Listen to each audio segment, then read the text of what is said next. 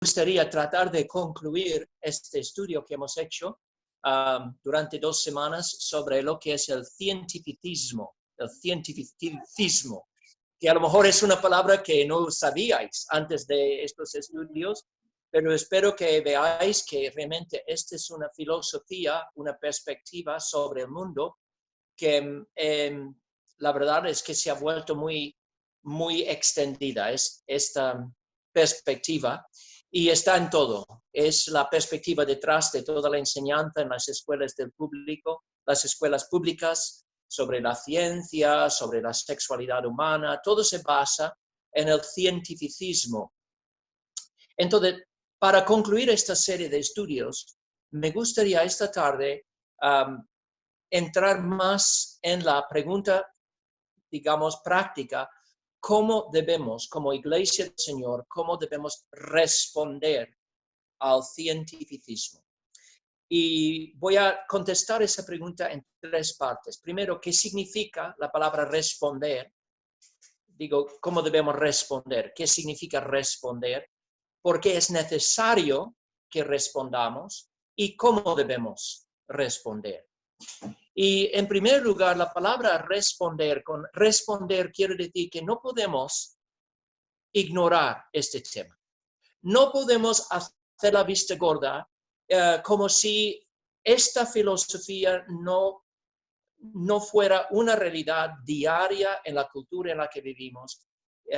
Algo que, digamos, algo que pone un velo sobre el corazón y la mente de muchas personas, porque hay muchas personas que tienen un concepto del mundo totalmente naturalista.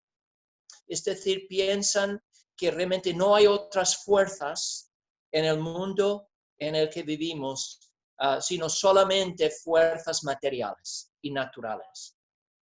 Y esto es una negación, por supuesto, de la fe cristiana, porque la declaración fundamental que hacemos es que la realidad original y fundamental de la vida es Dios, no el mundo.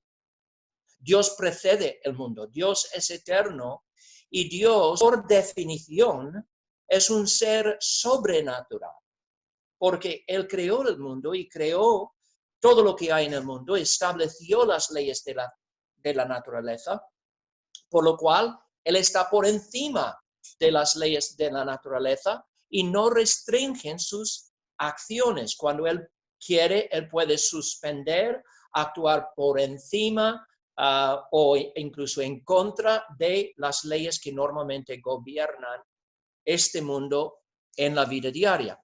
Entonces tenemos que responder, pero ¿por qué es necesario? Pues es parte de nuestro llamamiento.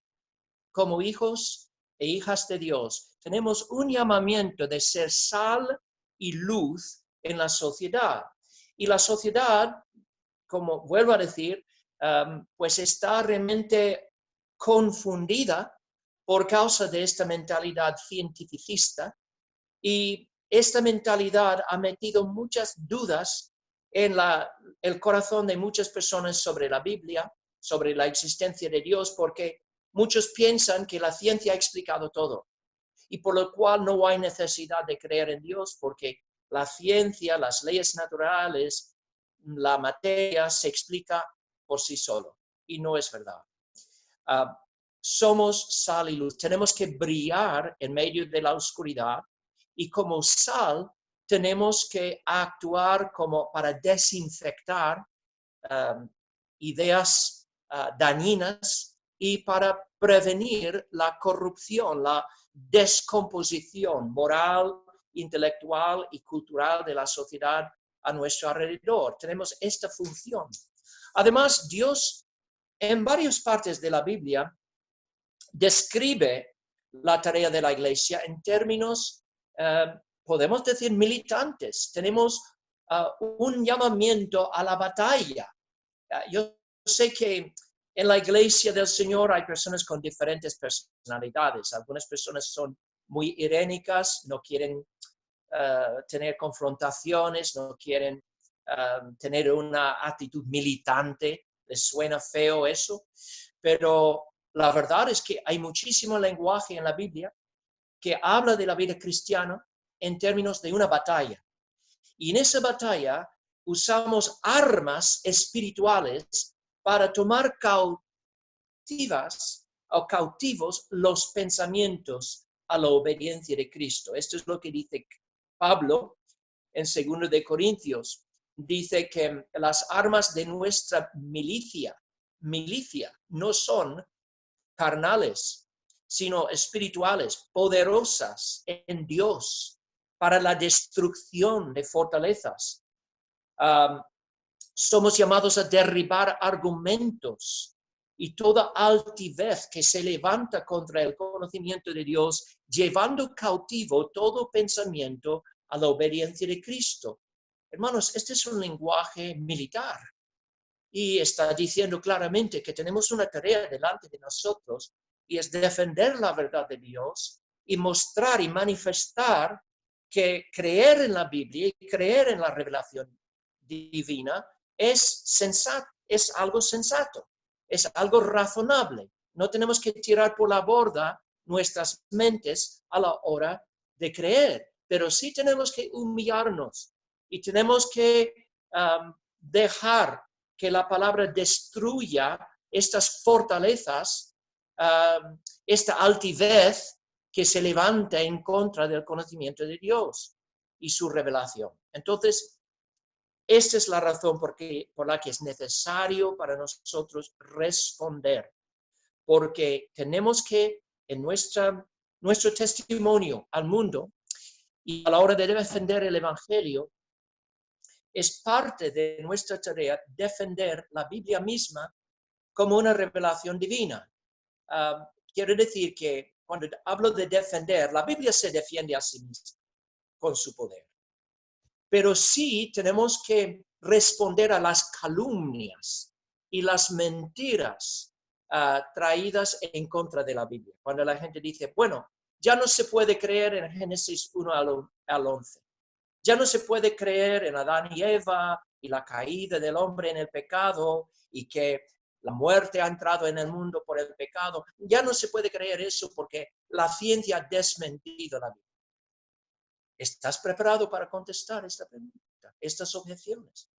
Pues si entiendes bien el cientificismo, entonces sí, estarás preparado.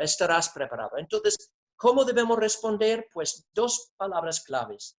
Tenemos que comprender cómo el cientificismo ha llevado la sociedad por un camino erróneo, un camino de error, por un camino más y más alejado de Dios. Y luego tenemos que recordar lo que Dios dice en la palabra acerca de sí mismo, acerca de su carácter como Dios. Porque si realmente entendemos la enseñanza bíblica sobre los atributos de Dios, quién es Dios, sobre todo su poder infinito, pues esto realmente va a resolver muchos problemas que tienen que ver con el cientificismo. Entonces, primero tenemos que entender varias cosas. Tenemos que entender la diferencia entre la ciencia verdadera y el cientificismo. La ciencia es esta herramienta que Dios ha dado a la humanidad para investigar el mundo material. Y normalmente la ciencia se basa en lo que es el empirismo. El empirismo es la observación directa del mundo material con los 5 sentidos. Es así como los científicos trabajan en el laboratorio, observan el mundo con sus 5 sentidos, formulan hipótesis y luego hacen experimentos para demostrar si es verdad o no alguna hipótesis. Es así como los científicos en este momento están desarrollando una vacuna para batallar el coronavirus.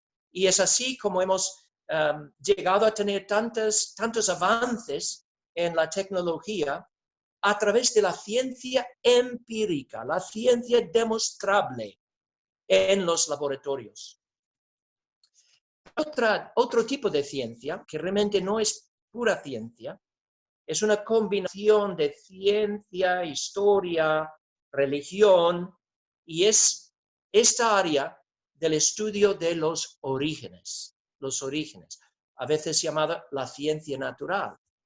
Y cuando los científicos estudian la ciencia natural, obviamente, no pueden observar de forma directa lo que ha ocurrido en el pasado. Es imposible. No se puede entrar en una máquina del tiempo y volver hacia atrás en el tiempo y observar directamente lo que ha sucedido en el pasado. Entonces, ¿cómo formulan sus teorías? Pues observan el mundo tal y como está hoy en día y luego infieren cómo el mundo llegó a tener cierta forma basándose en ciertas presuposiciones ideológicas. ¿Y cuáles son estas presuposiciones? Primero, que el presente es la clave para entender el pasado. Entonces, muchos científicos lo que hacen para formular sus teorías es que se suponen, en primer lugar, que las únicas causas que han formado el mundo son causas materiales y físicas. Esta es una gran suposición. Y de hecho es una suposición que viola desde el principio la fe cristiana. Porque nosotros no creemos eso. Nosotros no podemos creer eso y llamarnos cristianos. Creemos en un Dios todopoderoso y su poder milagroso ha jugado un papel en dar forma al mundo tal y como la encontramos hoy. No podemos descartar a Dios del cuadro y formular una teoría correcta, fiable, de cómo el mundo empezó, de cómo la vida apareció sobre la tierra. Es imposible formar teorías correctas sobre los orígenes materiales del mundo, suponiendo que todas las causas, sin excepción, que han formado el mundo como lo vemos hoy en día, son causas materiales y procesos naturales operando igual que hoy en día. Y esta es la otra suposición. Es una suposición que se llama el uniformitarismo. Es la idea de que todos los procesos que vemos ocurriendo día tras día en el mundo son los mismos procesos que siempre han funcionado de la misma forma, sin jamás variar, y aplicando estas presuposiciones a la historia, los científicos formulan sus teorías sobre el mundo. El problema fundamental, vuelvo a decir, hermanos, es que dejan fuera del cuadro a Dios mismo. Se suponen que Dios no ha tenido ningún lugar en este papel. Vuelvo a leer la cita de Ricardo Lewontin, que es típico de muchos científicos que estudian la historia natural y que dice explícitamente que sus métodos de investigación descartan desde el principio la posibilidad de milagros, la posibilidad de un poder sobrenatural obrando en el mundo. Él dice, estamos forzados por nuestra adherencia a priori a las causas materiales para crear un aparato de investigación y una serie de conceptos que producen explicaciones materialistas, sin importar que tanto vayan en contra de la intuición, sin importar que tan místicas sean para el que no ha sido iniciado.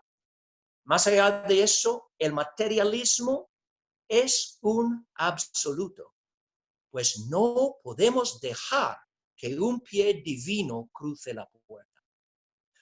¿Has oído eso? No podemos dejar que ningún pie cruce la puerta. Ahora bien, hermanos, si alguien comienza a investigar el pasado y lo que ha pasado en el pasado, suponiendo y descartando la misma idea de que el poder de Dios o el milagro o una intervención sobrenatural pudiera haber jugado un papel en formar este mundo, ¿piensas que sus teorías van a ser 100% fiables? Yo lo dudo. Yo lo dudo porque están descartando al autor de la vida. Están excluyendo a él de su propio universo. ¿Cómo va a ser fiable la teoría que desarrollan? Entonces,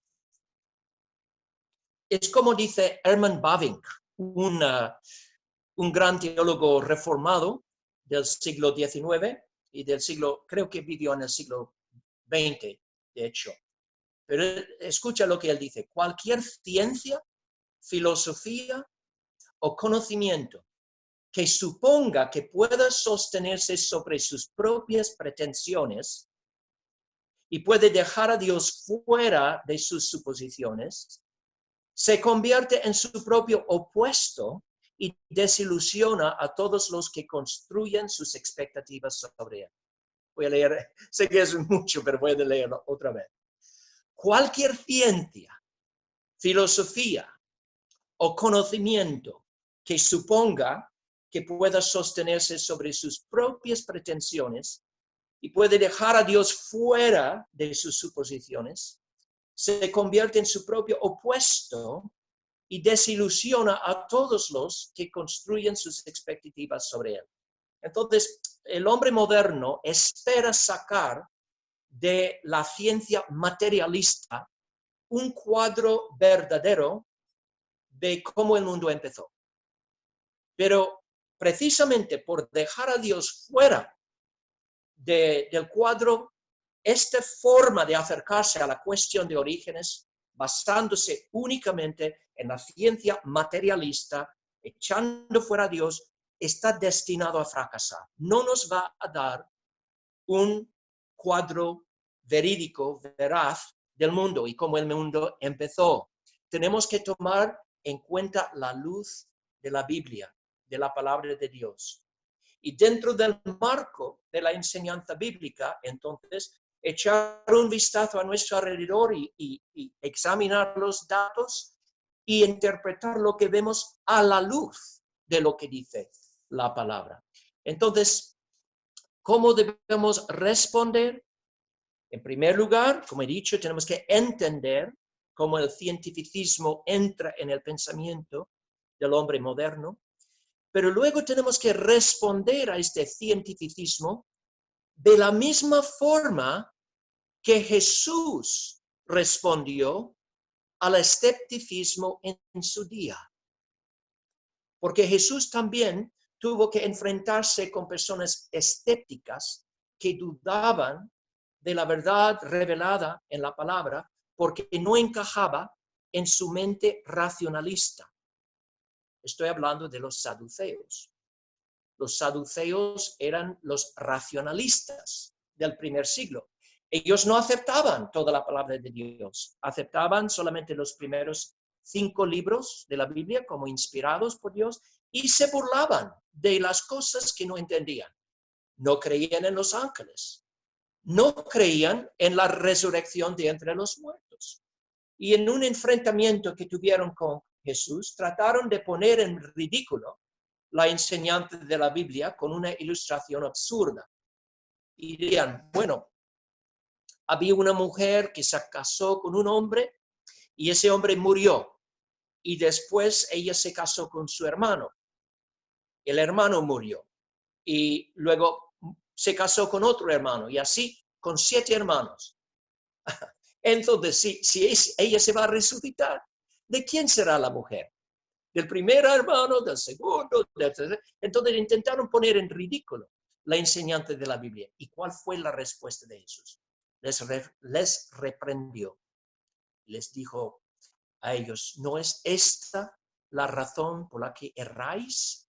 Que no conocéis ni la Biblia, ni la palabra de Dios, ni el poder de Dios. El problema con estos saduceos es que ellos creían que no podían imaginar, no podían creer que hubiera otro orden de vida que el orden que ellos conocían. El orden que ellos conocían, el orden en la vida cotidiana de ellos, era un orden con el matrimonio, con una persona casándose con una mujer, etc. Y Jesús dice, vosotros desconocéis el poder de Dios. Y vosotros desconocéis el hecho de que hay otro orden fuera de vuestro conocimiento. Y es el orden de la resurrección. Y en la resurrección las personas no se casarán. No habrá matrimonio tal y como existe en este mundo. Será otro orden de vida. Pues yo digo que este nos muestra cómo responder al cientificismo. Cuando las personas intentan usar la ciencia para desmentir la Biblia, dice, la Biblia no puede ser la verdad porque la ciencia ha demostrado que no puede ser. Tenemos que decir, mira, no conoces ni la enseñanza de la Biblia ni el poder de Dios. Porque hay otro orden que el orden de la providencia que tú conoces. En el orden de la providencia, Dios mantiene el mundo y gobierna el mundo a través de leyes naturales establecidas que son muy regulares, muy predecibles, que nunca varían, y eso es lo que permite la ciencia.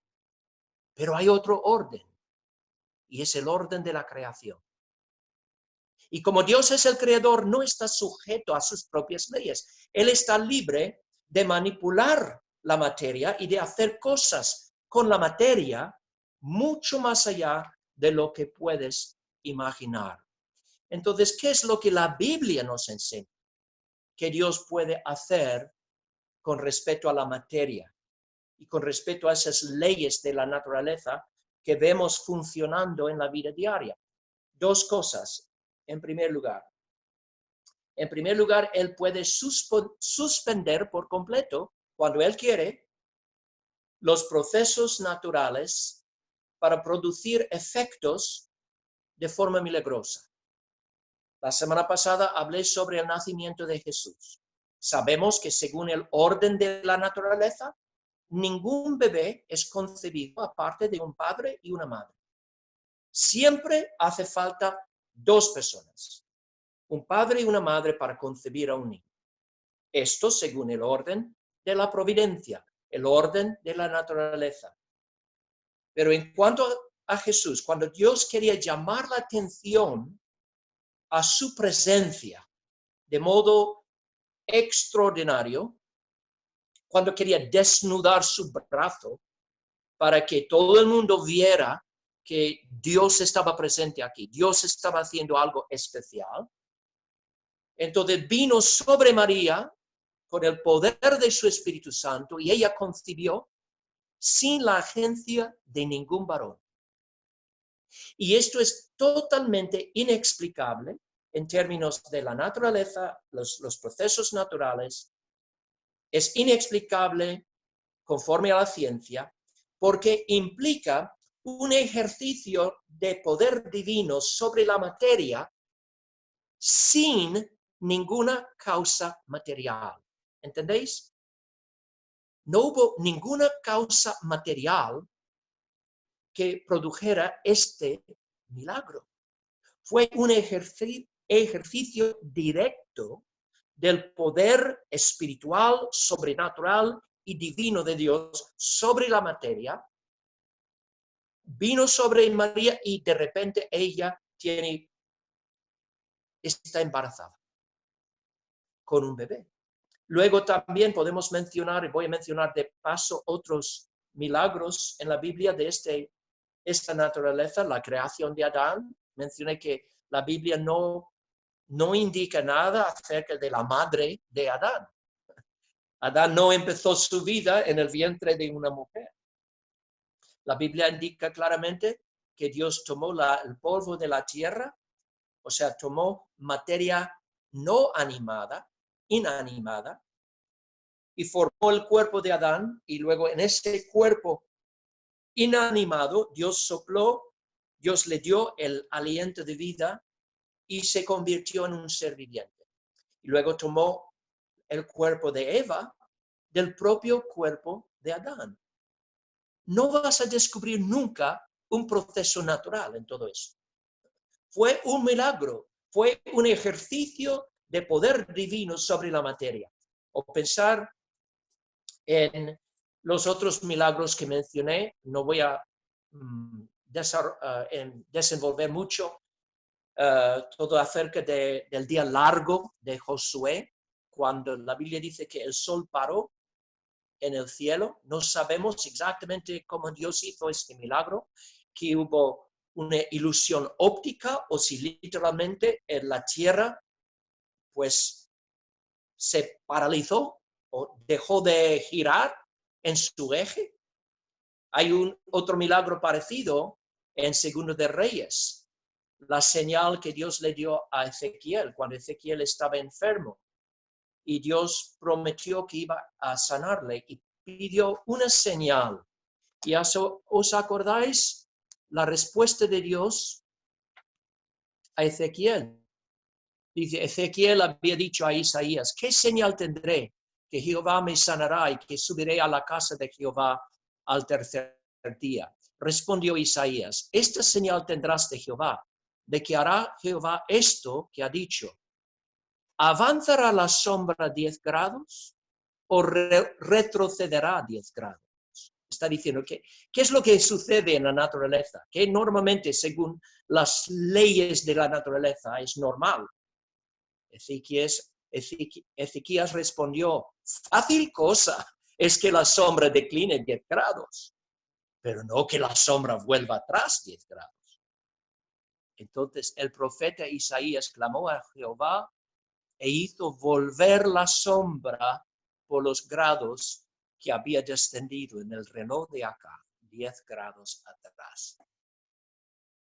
Ahora bien, dime, ¿cuánto poder se necesita para hacer un milagro así? ¿Qué ocurrió? Es difícil explicarlo, pero no está fuera del poder de Dios, pues cambiar la rotación de la Tierra. Y es una tontería tener la objeción, pues eso no podría ocurrir, porque entonces eso destruiría la maquinaria del mundo.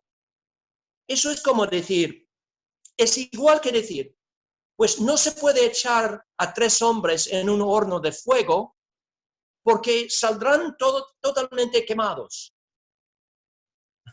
Sí, yo ya lo sé, yo sé cómo funciona la naturaleza. Pero Dios está por encima de la naturaleza. Y cuando estos 3 hebreos entraron en el horno, Dios, siendo el constructor de este universo, puede deconstruir el universo cuando Él quiere y puede separar causa de efecto. Y eso es lo que ocurrió en el horno de fuego. Estos 3 hebreos entraron en el horno de fuego y salieron de allí sin ninguna quemadura. Ni siquiera un pelito estaba quemado. Este es el poder de Dios, del que Jesús quiere que estemos convencidos. Este es Dios que creó el universo. Un Dios que sí establece leyes naturales para el gobierno del mundo, pero un Dios que es libre, está por encima, tiene poder ilimitado en su universo. Hay otra cosa que Dios puede hacer. No solo puede suspender las leyes, también tiene el poder para acelerar el ritmo de los procesos naturales. Él puede acelerar. Os doy un ejemplo. Cuando en el milagro con la vara de Aarón, pues hablé sobre esto cuando Coré desafió la autoridad de Moisés y de Aarón, y Moisés puso varas de los jefes de Israel en el tabernáculo. Y de la noche a la mañana brotó un almendro en la vara de Aarón, un palo muerto. Y de allí brotó un almendro, pero no solo brotó, creció y maduró y dio almendras maduras en el espacio de una noche. Esto implica que el proceso natural fue acelerado divinamente por Dios, milagrosamente. Yo creo que eso puede ser la explicación de lo que vemos en el tercer día de la creación en Génesis también. Porque si los días de Génesis son días naturales, y yo me inclino a creer que sí, porque la Biblia habla de esos días como en dos fases. Hay una fase de luz y una fase de noche. Los días tienen la tarde y la mañana. En el tercer día, Dios crea la tierra seca y luego leemos, dice, produzca la tierra hierba verde, hierba que dé semilla, árbol de fruto, que dé fruto según su género, que su semilla esté en él,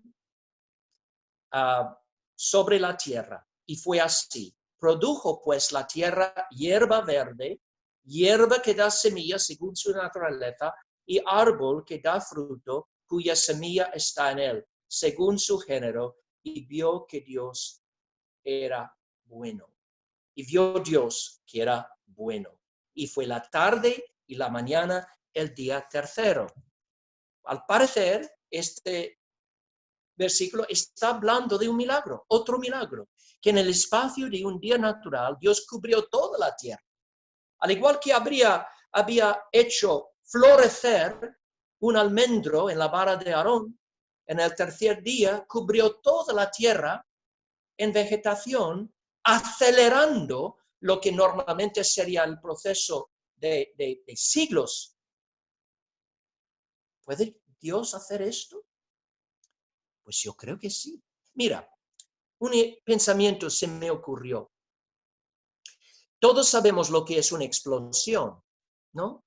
Cuando ETA hace años estaba plantando bombas en coches y esas bombas explotan, ¿qué pasa con la materia en el coche en el momento de una explosión? Pues todas las moléculas, todos los átomos, de repente se mueven y se separan, pero a una velocidad muy por encima de lo que podemos imaginar. Cuando hay una explosión de la materia, los átomos, las moléculas se separan a una velocidad inimaginable. Ahora bien, imaginad que Dios tiene el poder de hacer una explosión en el tiempo y que en el mismo acto de crear una galaxia, un planeta, la Tierra misma, pues el ejercicio de este poder es como una explosión en el tiempo y transcurre la obra de miles y miles, millones de años en unos pocos segundos. ¿No es posible? ¿Por qué no? Pero entender las implicaciones.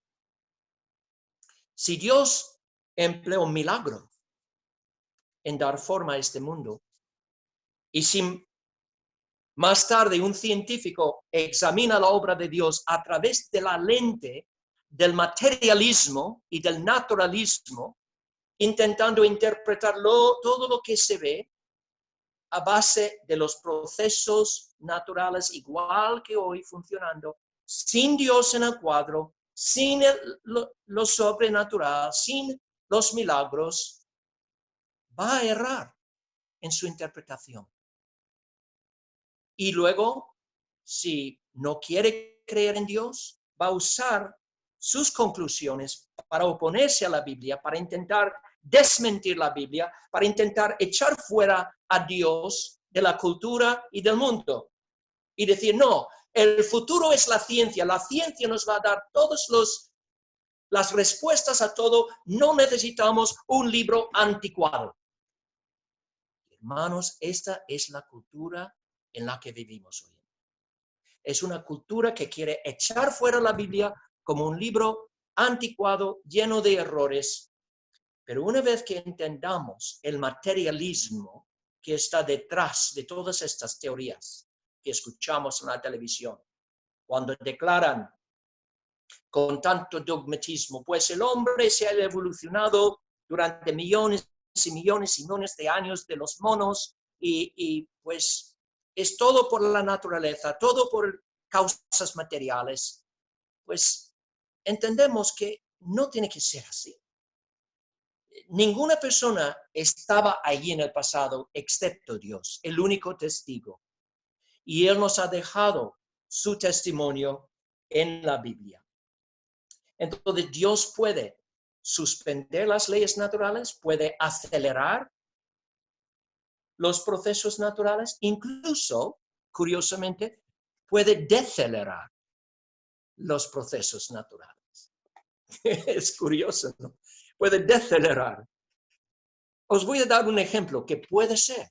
Es un versículo que me llama la atención. Y es cuando Moisés está hablando con los hijos de Israel sobre cómo Dios los ha sostenido en el desierto durante los 40 años. Y habla de cómo Dios ha provisto a ellos dándoles maná del cielo, que es otro milagro. No hay manera natural de explicar el maná, es un milagro. Y luego dice, y tu vestido nunca se envejeció sobre ti, ni el pie se te ha hinchado en estos 40 años. Tu vestido nunca se envejeció sobre ti. Luego dice, en el capítulo 29, vuelve a este tema y dice lo siguiente a los hijos de Israel.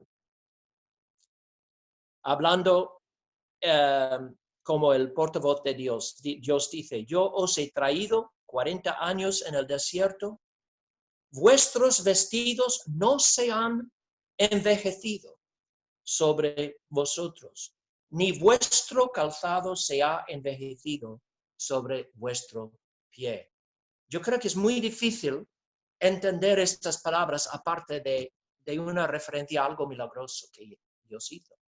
Quizá parecido al milagro con la viuda de Sarepta, yo creo que fue la viuda, ¿no? Que el aceite siempre fue reemplazado, o simplemente Dios deceleró el proceso de desgaste, pero de algún modo incomprensible, Dios sostuvo a los israelitas y usó milagros para hacerlo. Ahora antes de terminar, quiero tocar un tema que yo sé que preocupa a muchos creyentes, porque cuando leemos acerca de todos estos milagros en el Antiguo Testamento, a veces a nuestros oídos modernos, tan influidos por el naturalismo, pueden sonar fantásticos, y hay personas que dicen, suena como un cuento, como una fábula.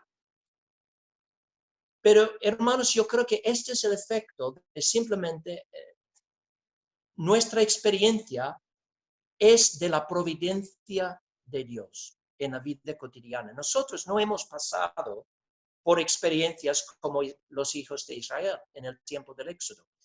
Los milagros no son eventos normales, son la excepción a la regla. La regla de Dios, la regla normal de la vida en este mundo, es que Dios provee a sus hijos a través de procesos naturales.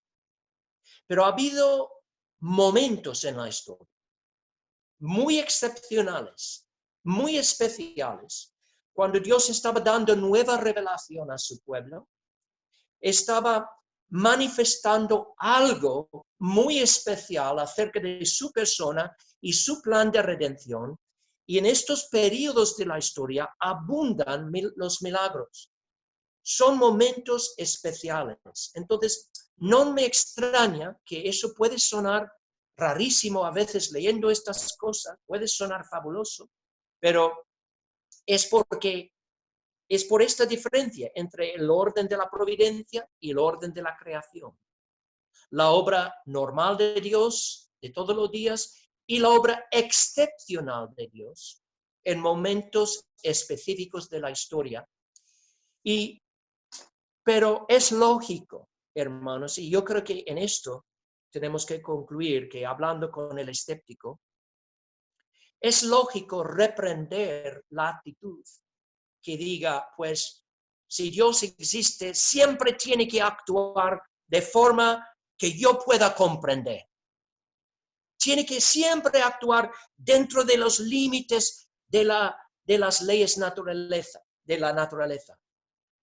tiene que siempre actuar a través de causas materiales que yo puedo palpar y que yo puedo ver. ¿O sí? ¿Y por qué es esto lógico? ¿Por qué es esto razonable? El Dios que creó todo el universo que vemos a nuestro alrededor no tiene la libertad para hacer cosas extraordinarias, para suspender sus propias leyes y hacer milagros. Esto no es lógico, esto no es razonable. Así que tenemos que tener una mente humilde, y lo que estoy diciendo no es para gloriarnos en nuestro conocimiento, es lo que dice Pablo, es llevar cautivo toda la altivez del hombre, que se cree más sabio que Dios, que trata de usar una herramienta bonita de Dios, la ciencia, como arma para atacar la vida. No, tenemos que llevar cautivo nuestros pensamientos, derribar estos argumentos orgullosos que atacan su verdad y entender que, como dice Job, que nuestra sabiduría no va a alcanzar nunca los límites del conocimiento y el poder de Dios.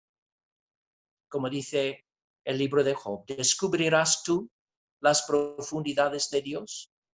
¿Descubrirás los límites del Todopoderoso? Altos son como los cielos, ¿qué harás tú? Más profundos que son que el sol, ¿qué puedes tú saber?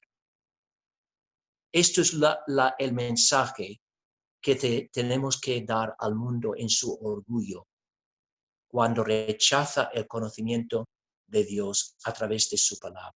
Cristo ha venido, Cristo ha vivido, ha muerto, ha resucitado. Hay muchas pruebas indubitables que Dios ha dejado para depositar nuestra fe y confianza en Él. Y conociendo quién es Dios, conociendo su poder infinito y la enseñanza de su palabra, no hay razón para dudar de lo que Él ha revelado sobre el origen del mundo, sobre el origen de la humanidad.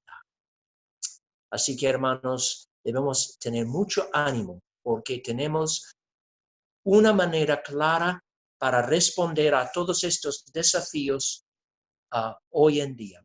Y una última pregunta, un último pensamiento es que siempre quedaremos con preguntas. No debemos tener vergüenza de decir a personas, no tengo la respuesta a algunas preguntas que nos hacen.